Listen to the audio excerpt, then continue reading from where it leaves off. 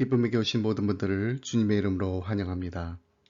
이 시간 우리 조용히 기도하시면서 하나님 앞으로 나아가겠습니다.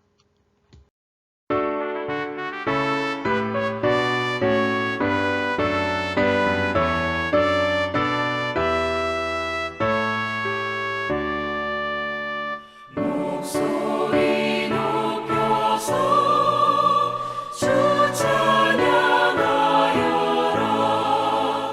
영광과 권세와 존귀와 위엄을 온누리 다스리시는 만왕의 왕께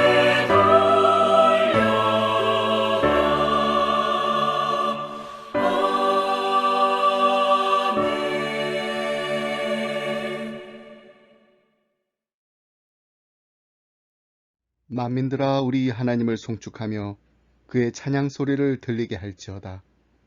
그는 우리 영혼을 살려두시고 우리의 실족함을 허락하지 아니하시는 주시로다. 하나님을 찬송하리로다. 그가 내 기도를 물리치지 아니하시고 그의 인자하심을 내게서 거두지도 아니하셨도다.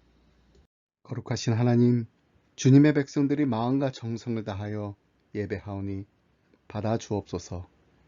크신 사랑으로 함께 하셔서 우리의 마음을 온전하게 세워주시고 저희들 모두 오늘의 예배를 통하여 하늘의 신령한 은혜를 경험하게 하여 주옵소서. 의로운 말씀으로 심지를 굳게 세울 수 있도록 도와 주옵소서. 이 모든 말씀 우리 주 예수 그리스도 이름으로 기도드립니다. 아멘. 사도신경으로 우리의 신앙 함께 고백하겠습니다. 나는 전능하신 아버지 하나님, 천지의 창조주를 믿습니다. 나는 그의 유일하신 아들, 우리 주 예수 그리스도를 믿습니다. 그는 성령으로 잉태되어 동정녀 마리에게서 나시고 본디어 빌라도의 고난을 받아 십자가에 못 박혀 죽으시고 장사된 지 사흘 만에 죽은 자 가운데서 다시 살아나셨으며 하늘에 오르시어 전능하신 아버지 하나님 우편에 앉아 계시다가 거기로부터 살아있는 자와 죽은 자를 심판하러 오십니다. 나는 성령을 믿으며 거룩한 공교회와 성도의 교제와 죄를 용서받는 것과 몸의 부활과 영생을 믿습니다. 아멘.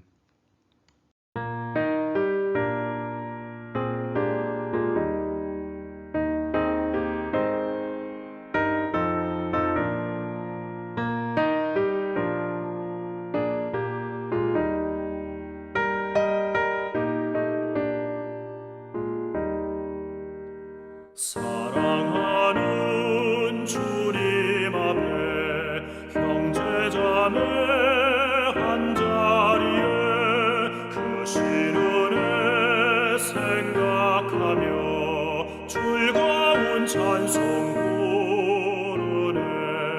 내 주 예수 본을 받아 모든 사람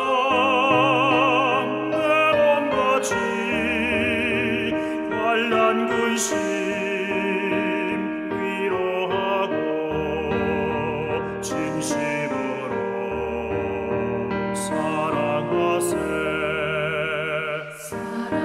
사랑하는 주님 앞에 온갖 충성 다 바쳐서 괴로우나 즐거우나 주님만 힘써 섬기네.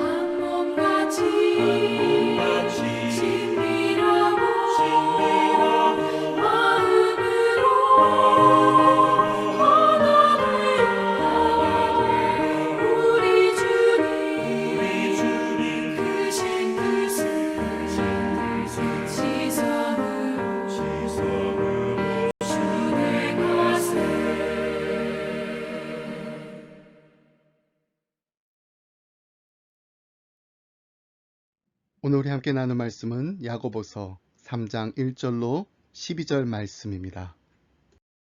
내 형제들아, 너희는 선생된 우리가 더 큰 심판을 받을 줄 알고 선생이 많이 되지 말라. 우리가 다 실수가 많으니 만일 말에 실수가 없는 자라면 곧 온전한 사람이라 능히 온몸도 굴레 씌우리라. 우리가 말들의 입에 재갈 물리는 것은 우리에게 순종하게 하려고 그 온몸을 제어하는 것이라. 또 배를 보라, 그렇게 크고 광풍에 밀려가는 것들을 지극히 작은 키로써 사공의 뜻대로 운행하나니, 이와 같이 혀도 작은 지체로 돼 큰 것을 자랑하도다. 보라, 얼마나 작은 불이 얼마나 많은 나무를 태우는가. 혀는 곧 불이요 불의의 세계라. 혀는 우리 지체 중에서 온몸을 더럽히고 삶의 수레바퀴를 불사르나니 그 사르는 것이 지옥불에서 나느니라. 여러 종류의 짐승과 새와 벌레와 바다의 생물은 다 사람이 길들일 수 있고 길들여 왔거니와, 혀는 능히 길들일 사람이 없나니 쉬지 아니하는 악이요 죽이는 독이 가득한 것이라. 이것으로 우리가 주 아버지를 찬송하고 또 이것으로 하나님의 형상대로 지음을 받은 사람을 저주하나니, 한 입에서 찬송과 저주가 나오는도다. 내 형제들아, 이것이 마땅하지 아니하니라. 샘이 한 구멍으로 어찌 단물과 쓴물을 내겠느냐. 내 형제들아, 어찌 무화과 나무가 감람 열매를, 포도나무가 무화과를 맺겠느냐. 이와 같이 짠물이 단물을 내지 못하느니라. 아멘. 구하짐은 구복지문이라는 말이 있습니다. 우리의 입이 재앙을 불러들이는 문이 될 수도 있고 복을 불러들이는 문이 될 수도 있다라는 뜻입니다. 우리가 하는 말이 화합을 이루게 할 수도 있고 파괴를 할 수도 있습니다. 우리의 혀가 유대감을 강화시킬 수도 있고 깨뜨릴 수도 있습니다. 우리의 입이 공동체를 세울 수도 있고 분열시킬 수도 있습니다. 이처럼 혀는 작지만 강력한 지체입니다. 그렇습니다. 혀는 선을 행할 엄청난 능력을 가지고 있습니다. 그러나 혀는 막대한 해를 끼칠 수 있는 잠재력도 가지고 있습니다. 오늘 우리가 함께 읽은 본문에서 야고보는 통제되지 않은 혀로 신자들에게 영향을 미치고 있는 거짓 선생들의 말에 관심을 돌리고 있습니다. 초대교회에서 선생들은 아주 중요한 존재였습니다. 신자들의 생존과 영적인 깊이는 이들에게 달려 있었습니다. 안디옥 교회에서는 선생들이 바울과 바나바를 파송한 선지자들과 같은 지위에 있었습니다. 선생들은 모든 새 신자가 처음 기독교와 만나는 접촉점이었는데, 이는 회심자들에게는 복음에 대한 가르침이 필요했고 선생들이 그들을 믿음 안에서 세워주었기 때문입니다. 하지만 문제는 이들 가운데는 소통의 능력은 있었지만 세상적인 동기에 이끌린 선생들이 있었다라는 점입니다. 그래서 야고보는 사람들이 속히 선생이 되려고 하지 말아야 한다고 경고한 것입니다. 1절 말씀 함께 보겠습니다. 내 형제들아, 너희는 선생된 우리가 더 큰 심판을 받을 줄 알고 선생이 많이 되지 말라. 초대교회에서 선생은 큰 영향력과 지위를 확보하고 있었습니다. 그런데 선생들이 많지 않았기 때문에 각 선생은 많은 일을 하였으며 가르치는 일이 교회사역의 중심이 되었습니다. 선생들은 주로 말로 가르치기 때문에 그들은 자신들이 하는 말을 제어하는 것이 중요했습니다. 그들은 자신들의 지위를 통해서 그릇된 교리를 전할 수도 있었으며 그리스도의 메시지보다는 자기 자신을 선전함으로써 교회 내의 분열을 조장할 수도 있었습니다. 그래서 야고보는 선생들이 더 큰 심판을 받을 것이라고 한 것입니다. 가르치는 권세는 더 큰 책임을 수반하기 때문입니다.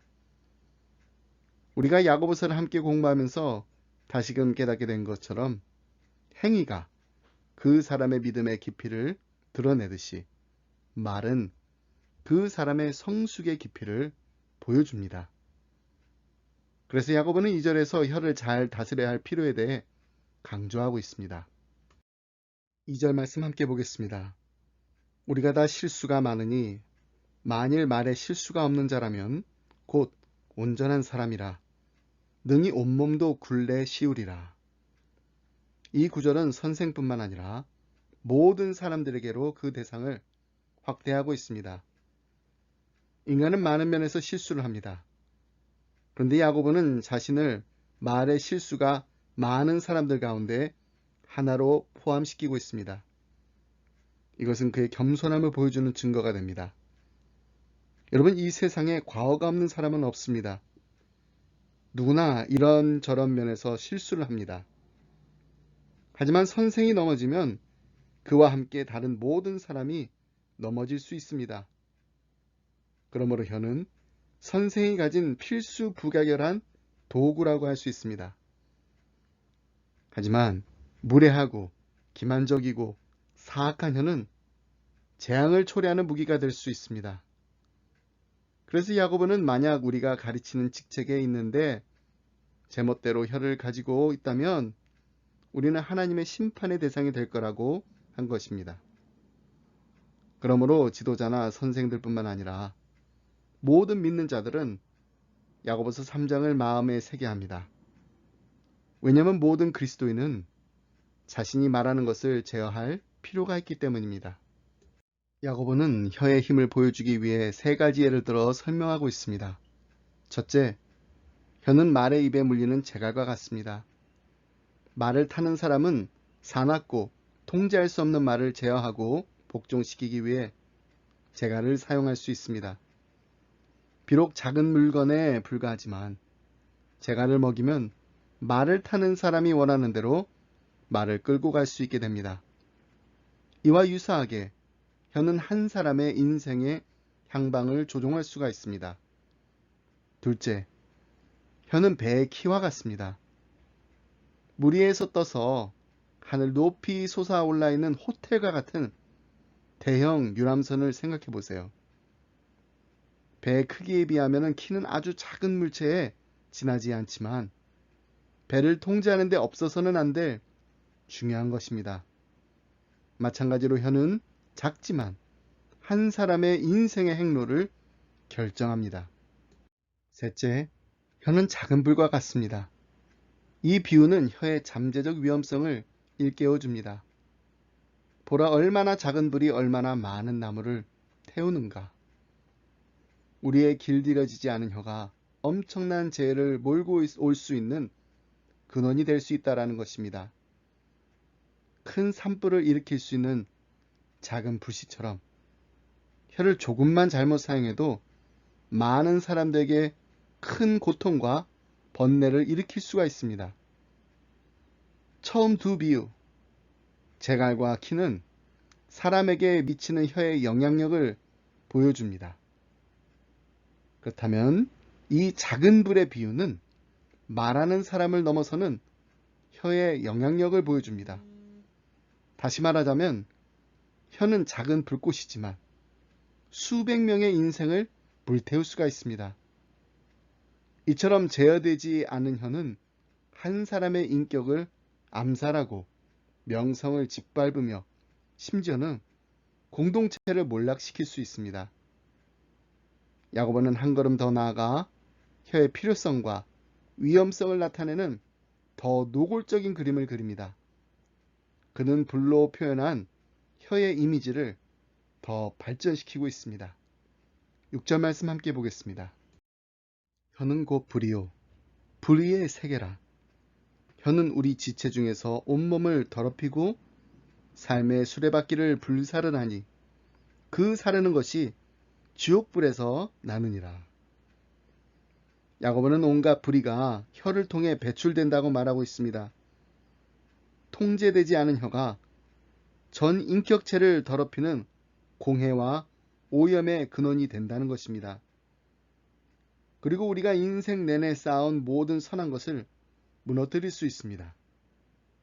우리가 수년 동안 사역하면서 풍성한 결실을 보았더라도 혀를 제하는 데 실패하면 수년 동안 쌓아온 모든 것이 무용지물이 될 수 있습니다. 우리의 혀는 또 지옥과도 관계가 있다라고 야고보는 말합니다. 어떤 관계인가요? 여기서 지옥으로 번역된 헬라어는 게헨나입니다. 이 단어는 복음서에 나오는 예수님의 가르침과 야고보서 이 구절에만 등장하는 단어입니다.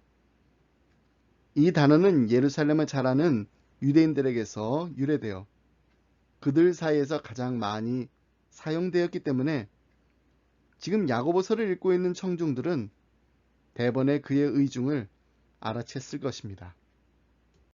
게헨나는 예루살렘 남쪽을 따라 이어진 흰놈 골짜기를 가리킵니다. 예수님과 야고보의 시대에 예루살렘 주민들은 온갖 쓰레기와 오물을 흰놈 골짜기에 쌓아놓고 가끔씩 그것을 소각했습니다. 그러므로 지금 야고보는 이렇게 말하고 있는 것입니다. 도시 남쪽에 있는 그 고약한 냄새를 피우며 타고 있는 쓰레기 더미를 잘 알고 있지 않습니까? 우리의 혀가 바로 그것과 같습니다. 우리가 함부로 혀를 놀리기 시작하면 우리 마음속 쓰레기에 불이 붙습니다.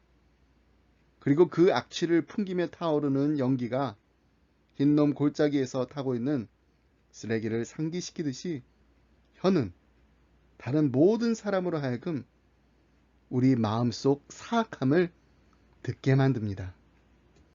우리 시대의 지혜는 사람들이 자기 생각을 주장하고 실제로 느끼는 바를 말하라고 합니다. 억누르지 말고 있는 대로 하고 싶은 대로 절제하지 말고 다 말하라고 합니다. 그러면서 우리가 하는 말이 이런 말들입니다. 우리 자신을 합리화하는 말들입니다. 누군가는 그를 비난해야 했습니다. 가슴에 맺힌 것은 푸는 것이 좋습니다. 나는 그에게 기탄 없이 내 마음을 표현했다고 확신합니다. 내가 말한 것이 언젠가는 그에게 도움이 될 것입니다. 저는 이런 사회적인, 심리학적인 견해들과는 반대로 우리의 생각이나 부정적인 감정을 모두 표현할 필요가 없다고 생각합니다. 아니, 오히려 어떤 것은 자제해야 합니다. 행복한 결혼 생활을 위한 9가지 포인트라는 책에서 게리 체프먼 박사가 이런 예를 듭니다. 나는 애리조나에서 제이슨을 만났습니다. 그는 동부 연안 출신으로 2년 전에 이혼한 후 서부로 이주했습니다. 당시 통제하기 어려운 자신의 감정 표현에 대해 얘기했던 제이슨의 말을 잊을 수 없습니다. 이제야 저는 제 결혼 생활을 파괴한 장본인이 바로 저라는 것을 깨달았어요. 저는 제 감정이 제 삶을 통제하게 놔뒀습니다. 우리는 너무 달랐기 때문에 저는 아내가 하는 많은 일들로 화가 나곤 했습니다. 그래서 마음이 상했다, 낙심했다, 실망했다, 화났다 라는 말을 거의 매일 아내에게 했던 것 같습니다. 그 모든 말이 아내에 대한 비난이었습니다. 마음을 열려고도 노력했어요. 하지만 결혼 생활에 구정물이 흘러들게 해놓고 아름다운 정원을 기대할 수 없다는 것을 이제야 깨달았습니다. 여러분, 저는 제이슨의 말이 옳다고 생각합니다. 배우자에게 부정적인 감정을 매번 말로 표출하면서 긍정적인 효과를 기대할 수는 없습니다. 그렇다고 부정적인 감정이 죄악이라는 말이 아닙니다. 생각과 행동으로 부정적인 감정을 계속해서 키울 때 잘못을 저지르게 됩니다. 이 세상에는 서로에게 부정적인 감정을 모조리 표출해서 파국의 위기를 맞는 가정들이 가득합니다. 그런 감정을 모두 부인하라는 말씀을 드리는 것이 아닙니다. 다만 그 감정을 하나님께 표현해야 하며 그 감정을 다 따를 필요가 없다라는 사실로 인해 하나님께 감사해야 합니다. 제가 부부 상담을 할 때 이런 말씀을 드리면 보통 이렇게 말씀하십니다. 그렇다면 남편에 대한 제 감정이 어떠하든지 그를 사랑해야 한다는 얘기네요. 그건 위선이 아닌가요? 그러면 제가 이렇게 말씀드립니다. 위선이 아닙니다. 친절입니다.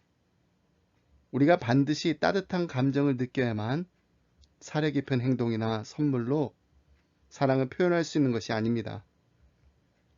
아무런 감정을 느끼지 않거나 부정적인 감정을 느낄 수도 있습니다.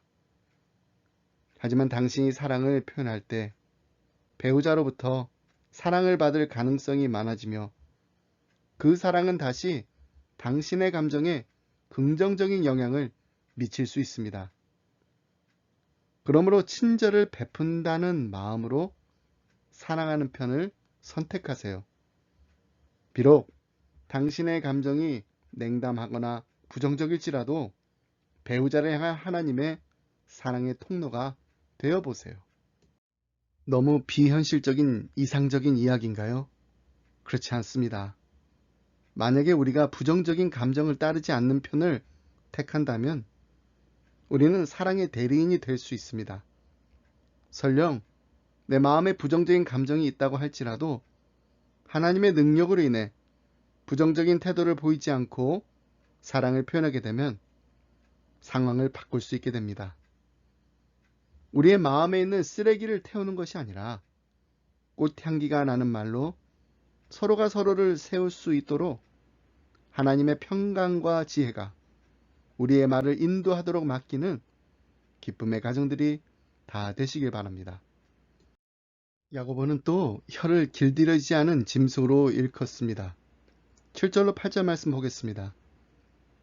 여러 종류의 짐승과 새와 벌레와 바다의 생물은 다 사람이 길들일 수 있고 길들여 왔거니와 혀는 능히 길들일 사람이 없나니 쉬지 아니하는 악이요 죽이는 독이 가득한 것이라. 우리는 뱀에서부터 코끼리, 호랑이로부터 돌고래에 이르기까지 길들이지 못하는 동물이 없지만 사나운 혀는 길들이지 못합니다. 우리의 혀는 쉬지 아니하는 악으로 악을 지어내느라 항상 바쁩니다. 독사의 혀처럼 죽이는 독이 가득합니다. 그렇다면 우리에게는 혀를 길들일 수 있는 희망이 없다라는 것일까요? 성 어거스틴이 이렇게 말했습니다. 야고보는 아무도 혀를 길들일 수 없다고 말하지 않았다. 그는 사람 중에는 아무도 길들일 수 없다고 하였다. 따라서 혀가 길들여진다면 우리는 이것은 하나님의 은혜와 도움과 긍휼 때문이라고 고백해야 한다. 그렇습니다. 아무도 혀를 길들일 수 없습니다. 하지만 그리스도께서는 하실 수 있습니다. 우리가 인격적으로 그리스도를 알면 성령의 임재를 통해 오는 하나님의 능력이 우리의 마음을 변화시켜 혀를 온전히 제어할 수 있습니다. 독이 되는 말이 아니라 덕이 되는 말을 할 수 있습니다. 그러므로 우리는 우리 자신의 힘으로 혀를 통제하려고 해서는 안 됩니다. 성령을 의지해야 합니다. 성령께서 우리에게 우리의 말을 점검하고 통제할 수 있게 점점 더 많은 힘을 주실 것입니다. 우리가 기분이 상하고 부당하게 비판을 받았다고 느낄 때 성령께서 하나님의 사랑을 상기시키시고 우리로 험담을 하지 않도록 도우실 것이기 때문입니다. 우리는 바울이 에베소서 4장 29절에서 한 말을 실천하기 위해 하나님의 은혜를 구해야 합니다. 무릇 더러운 말은 너희 입 밖에도 내지 말고 오직 덕을 세우는 데 소용되는 대로 선한 말을 하여 듣는 자들에게 은혜를 끼치게 하라. 우리의 혀를 주님께 맡기고 우리 안에서 참 지혜를 개발시켜 주시며 우리의 이기적인 마음과 분노와 원망과 교만으로 이루어진 육신을 깨끗게 하시기를 간구하는 것보다 우리가 할 수 있는 더 좋은 일은 없을 것입니다. 이제 혀를 불과 사나운 짐승 그리고 치명적인 독에 비유한 후에 야고보는 두 가지 예를 들어 자신의 주장에 힘을 싣습니다.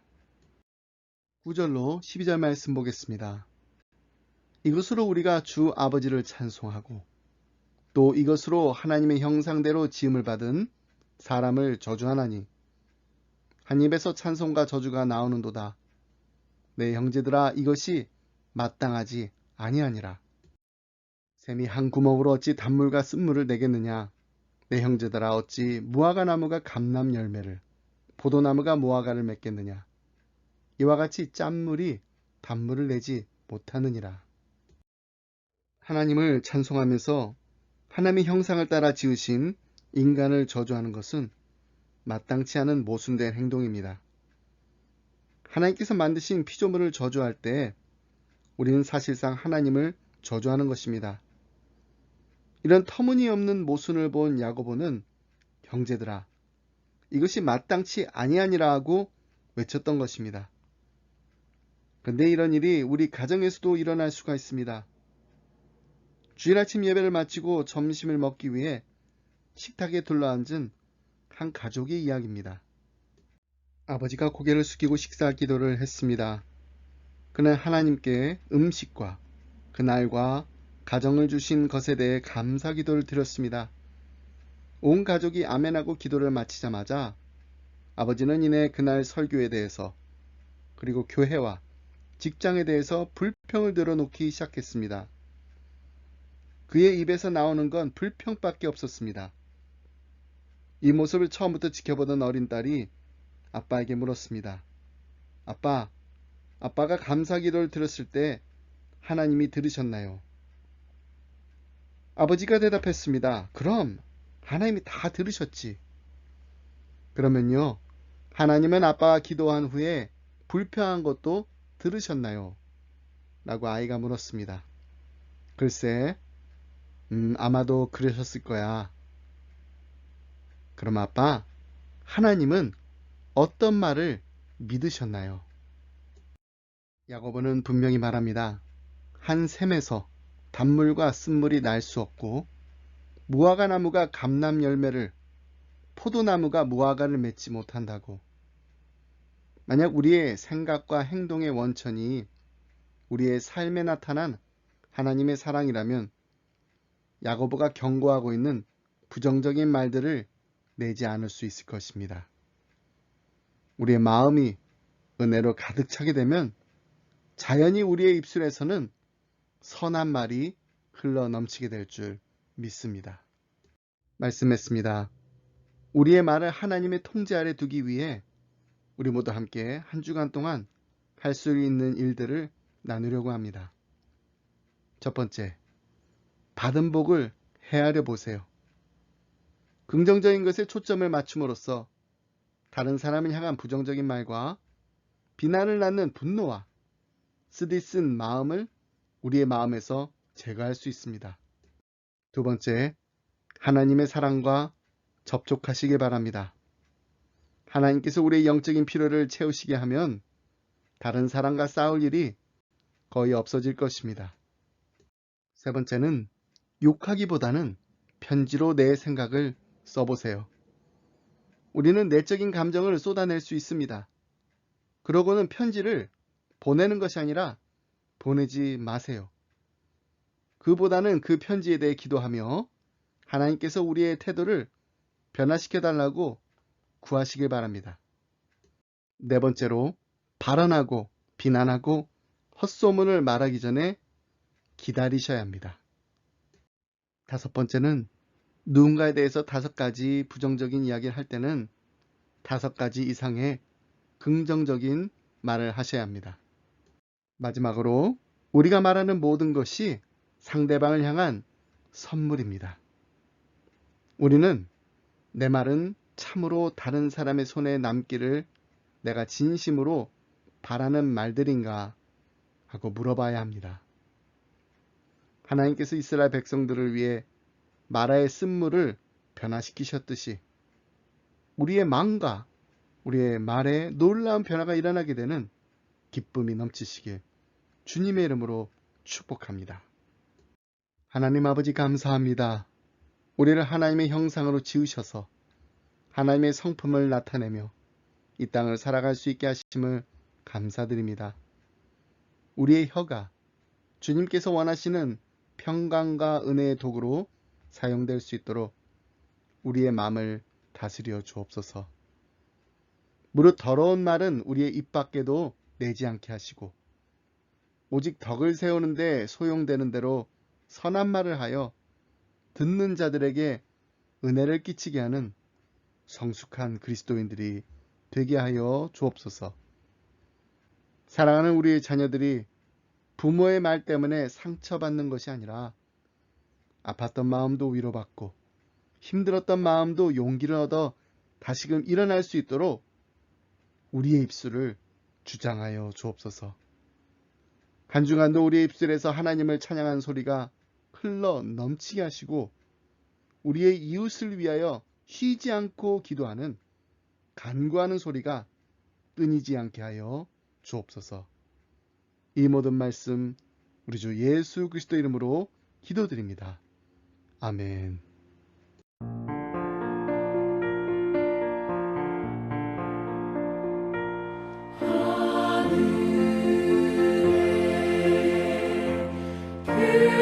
크신 아버지 이름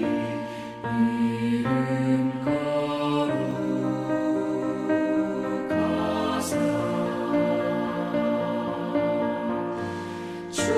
주님 나라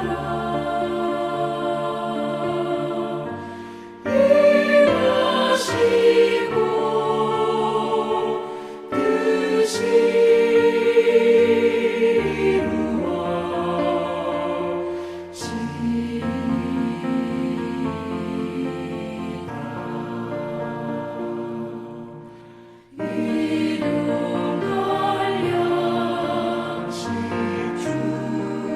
뜻이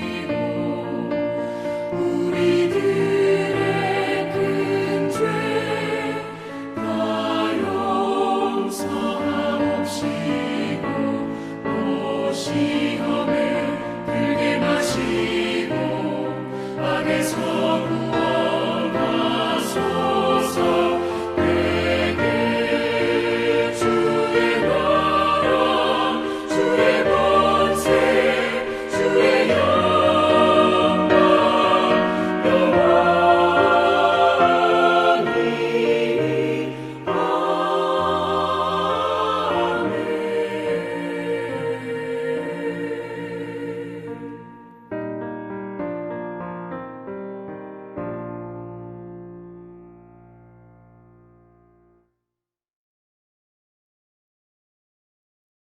이제는 우리 주 예수 그리스도의 은혜와 하나님 아버지의 그 크신 사랑과 성령님의 감동감화 교통하심이 하나님 우리의 하나님을 찬양하는 입술이 우리의 사랑하는 형제와 자매와 가족과 이웃을 세우고 살리고 축복하는 아름다운 입술이 되게 하여 주옵소서. 간절한 마음으로 기도하며 이 자리를 떠나는 사랑하는 성도님들과 가정과 생업 위에 그리고 주님의 몸된 교회 위에 지금부터 영원토록 함께 하시길 간절히 축원하옵나이다. 아멘.